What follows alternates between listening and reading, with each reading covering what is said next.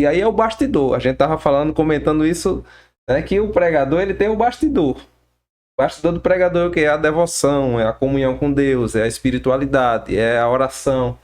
E isso vai resultar, não por mérito do pregador, mas pela graça de Deus, através do Espírito Santo, no convencimento das vidas, na salvação de almas, na transformação de pessoas. Mas o pregador não deve se focar, não deve, o objetivo dele não deve ser a emoção, ver pessoas chorar, ver pessoas fazer determinados jeitos. Aquilo ali não necessariamente significa uma transformação de vidas. Não significa. Eu me lembro agora do profeta Malaquias, quando Deus diz assim: vocês estão cobrindo o altar do Senhor de lágrimas, mas eu não recebo a oração, nem o culto de vocês não. E ele diz assim: era melhor que alguém fechasse as portas e fosse embora, do que estar esse lugar aberto para vocês me adorarem, que eu não estou recebendo. Em outras palavras, vocês estão sentindo alguma coisa, mas eu não estou sentindo Eu não estou sentindo nada. Então é a busca frenética pela emoção, mas uma emoção desprovida da unção. Porque nós somos nós somos seres emotivos, nós temos emoções, alegria e outros, mas esta emoção deve estar guiada pela unção do Espírito Santo. E aí o pregador precisa se preparar para estar... E eu diria até mais, com base nesse versículo que o Willy trouxe, de 2 Coríntios 2:17, quando ele fala: não somos como muitos falsificadores da palavra de Deus, porque a palavra de Deus, ela pode ser falsificada, pode ser apresentada de maneira falsa, com essa postura dos pregadores. Eles são convidados para pregar o evangelho, mas eles vão lá no púlpito para fazer malabarismo, para instigar a emoção das pessoas e também para fazer aquilo que a gente chama de exegese, né? Que a diferença, explica aí a diferença das duas. Na exegese, você tira do texto, né? Inclusive tem uma passagem, eu não lembro agora a referência, mas tem uma passagem que Jesus fala que a pessoa será totalmente conhecida de Deus, e ele vai falar sobre, o termo leva para essa questão da exegese. Deus se revela a ele. Acho que é João 14. Eu acho que é. Ele diz: quem me ama guardará a minha palavra, e o Pai amará. 14:23. E eu me revelarei a ele, algo nesse sentido. Mas enfim, a exegese, ela tem o papel de extrair o que a Bíblia está dizendo, o que o conteúdo está dizendo. Já na eise, que é colocar, né, você já parte pelos pressupostos, né, seus próprios pensamentos.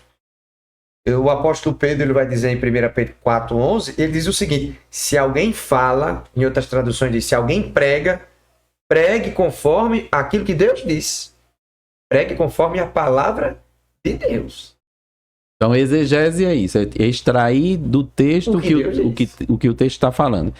E a exegese é tentar colocar algo dentro que não está. Deixa eu imitar o pregador, né? Exegese.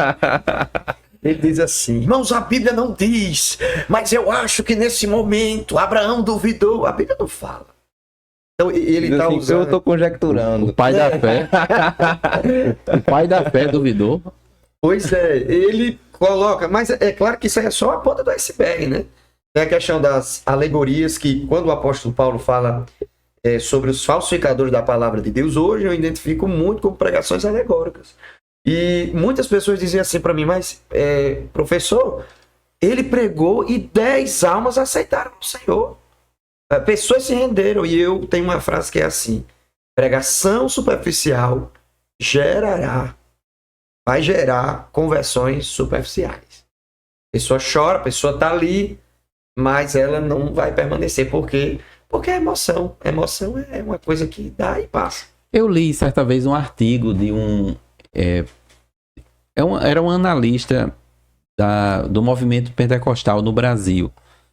Era até um americano, eu não lembro o nome dele, mas foi numa revista, dessas revistas mensais que tinha sobre o contexto evangélico no Brasil em geral. E agora eu não me recordo se era Ultimato, se era Eclésia, era uma dessas revistas, já faz tempo. E ele tentava dar conta dessas situações. E eu guardei uma expressão que ele trouxe, uma explicação que ele deu com relação a algumas igrejas neopentecostais, que era identificado nelas pessoas que se convertiam, mas que não mudavam a sua vida. A sua maneira de viver antes da conversão e depois da conversão não tinha diferença. E ele tentando trazer uma explicação para esse fenômeno, ele dizia que essas pessoas não tinham culpa. Por quê? Ele disse, porque o evangelho que foi apresentado a elas não exigia essa mudança. Eu digo sempre que só existe esse... É porque eu comparo a um mercado. Só existe esse tipo de pregador porque existe o público consumidor. Perfeito, eu também penso assim. Então, só existem pregadores superficiais porque as pessoas aceitam as pregações superficiais. Então, a partir do momento que a igreja ela se torna uma igreja bíblica e tem uma exigência, esses pregadores não têm vez. Porque o povo está querendo receber um alimento sólido.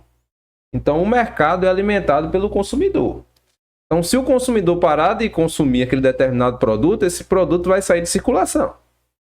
Então, se o mercado consumidor evangélico ele se tornar mais sólido, biblicamente, esse produto, que são os pregadores, a gente brinca, os pregadores de chafudo, esses pregadores superficiais, eles vão sair de circulação. Mas, infelizmente, e é o caso, por exemplo, das igrejas neopentecostais, é um verdadeiro mercado da fé. Porque as pessoas estão lá porque foi dito a ele, foi prometido a ele ou a ela que lá Deus ia abençoar ele. Então é por isso que a mensagem não pode mudar, a mensagem de lá. Porque a partir do momento que você entra nessa igreja com essa promessa de ganhar alguma coisa, de receber algo, e lá o pastor vai pregar alguma coisa diferente disso, a pessoa não vai ficar mais lá. Não. Porque ele só está lá porque foi prometido a ele que ele iria receber alguma coisa.